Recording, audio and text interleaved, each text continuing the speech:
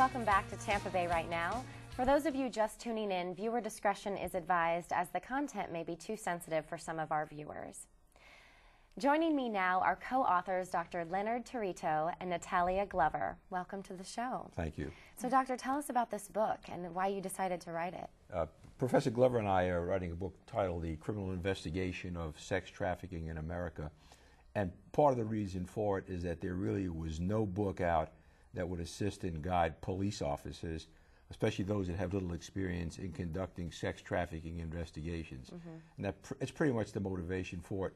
Plus, what we discovered is that there were a number of university professors around the country that wanted to offer courses on sex trafficking, human sex trafficking, and there was no book available for them. So we have developed this book with the hopes that it will be used for training police officers as well as informing academicians and offering college courses on this very important topic. And Natalia, how did you get involved? What made you so passionate about writing this? Well, once I graduated from St. Leo with criminal justice degree, I was thinking about something that I could do, actually something that I understand from inside out. And my husband influenced me, and he actually came up with this idea: why don't you start getting involved with sex trafficking, because you are from Eastern Europe, so you would probably know more about countries of origin, how girls end up in here, what can be done to prevent this. So I actually decided that's a great idea, and that's how it all started. And you probably can shed some light on it differently than others of us from just the United States, because you're from the other part of the country that has dealt with this more often. And would you say that that helps you in dealing with this? Right. I actually have an inside view. I see exactly why and how it happens. And I think I can pinpoint some ideas how we can actually stop and prevent, maybe not stop, but actually try to stop this problem. Because as an educator, I believe that education is the key to everything. So by educating girls and actually spreading the word and letting them know what are the dangers that wait for them outside of their country, maybe by doing this we can actually make a difference. Right. And Doctor, how is this book helping law enforcement? Have you seen it impact them? Well, the book actually won't be released until this coming December. Okay. But Professor Glover and I have been offering a course in collaboration with other specialists in the area at St. Leo University now for about the past 5 years. And it's really interesting, because what we've discovered is that many police officers, local police officers, are not even aware of the problem.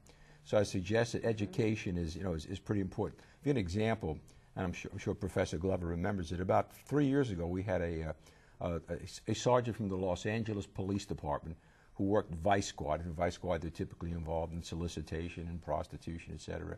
He said he had arrested over 3,000 prostitutes in Los Angeles and never once considered the possibility of human trafficking.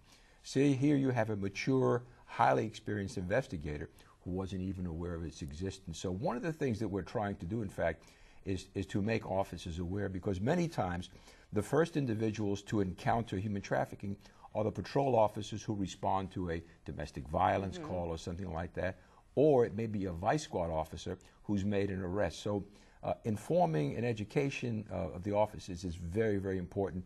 And we've seen the benefits of this in our training program. We've trained probably well over 200 people now. But a book has the ability to go out there and give the message to literally thousands of people, and that's what we're hoping we'll accomplish. Yeah, and I can see how that can be true, because I know as the other segments I said, I feel like no one really talks about this, and you don't even know that it's out there. You kind of just hear about it. But with this book, or with the awareness that we're spreading, like you said, if an officer goes into a home, he may be looking at something that he doesn't even know what it is, and it could be trafficking right there in front of him, but he doesn't know the signs, he doesn't know what to look for. So that's really important. Well, that's what we're hoping to accomplish with this book. So. Are you getting some good feedback about what you're doing? Yeah, excellent. As a matter of fact, one of the things we've learned is that there is no lack of information on it. The problem is it's highly dispersed. So what we needed was someone like the two academicians who are willing to sit down for the last 3 years now and go through literally thousands of pages of material, and to organize it in a way that it has some utility for police officers. And by the way, we haven't done this by ourselves. We are standing on the shoulders of giants. There are hundreds of police officers who are working in this area, who who've donated material to us, have been reviewers. So it truly is a collaborative effort, and we're very, very grateful for that. And by the way, we're very fortunate in this area. We have one of the best multi-agency task forces in the United States, in the Clearwater Area Task Force, and they're really the ones that have been very helpful to us on this project. And so, Natalia, let's go back to the victim side of things. What can a victim look for? How can they know that this is human trafficking that I'm involved with? Well, before you become a victim, you need to be educated and informed about all the dangers and definitely the possibilities, because there is no literally excuse of being ignorant. And actually you have to, if you choose to get involved with the bridal agencies or trying to get a job abroad, you need to be aware. And I think a part of this is actually educating children starting, I would say, in middle schools, because that's the time when teenage girls are trying to run away, and they say that within 48 hours they will be picked up, even domestic girls will be picked up. And as for international girls, at age 16 or, 16 right now, they can actually travel abroad without their parents' consent. And they definitely need to know what's going on. When I was working as an interpreter in one of the bridal agencies, we were actually educating girls. We were telling them what are the dangers, what are the possibilities, what can happen to them. That maybe behind the scenes, it's not just babysitting or caretaking. Maybe it's something else. Many of them actually listened and they backed away, but many of them actually went. They took the job, and we haven't heard from many of them after that. So hopefully they're fine, and they just overstayed their visa maybe or something else, but I'm just kind of leaning towards the fact that something actually happened to them. Right. So it's learning about it, it's getting the information, and then choosing to do something positive with that information. And so in regards to this book, is the book just for law enforcement, or is it for, the widespread public so that we can find out more about this issue? No, I think the public would find it of interest also. Although it's specific for police officers, it's also useful to non-governmental organizations, some of the folks you've had on before us, or from the NGOs. So it really is a combination of things. I think the public has a kind of a fascination with this, and part of it is because they didn't realize the extent to which it exists.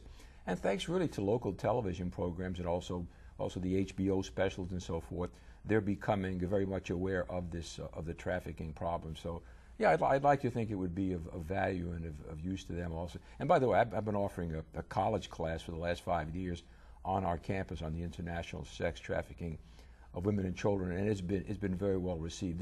And of course, like I tell my students, at the end of this course, you will not see the world the same when you're finished than when you started. It's absolutely appalling and shocking what's going on. But they need to be informed in order to do something about it. It's true, because we have blinders on, so we don't really see that this is happening until you shed light on it. And we have some students who've indicated a specific interest now in going into this kind of work, whether it's with Immigration Customs Enforcement, Homeland Security, Catholic Charities. So in a way, we'd like to think that we've sort of served as an inspiration to these young men and women. Well, thank you both so much for being here, and I love that doctors and professors are shedding light on this topic and really bringing it home so that we all can do something to stop and prevent this from happening. So thank you. Thank you. Thanks for the opportunity to assist us in spreading the message. Thank you. Thank you.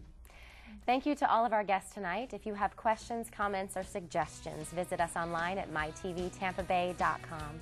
I'm Allison Burns. Thank you for watching. We'll see you again next Sunday night at 10 here on MyTV Tampa Bay. Good night.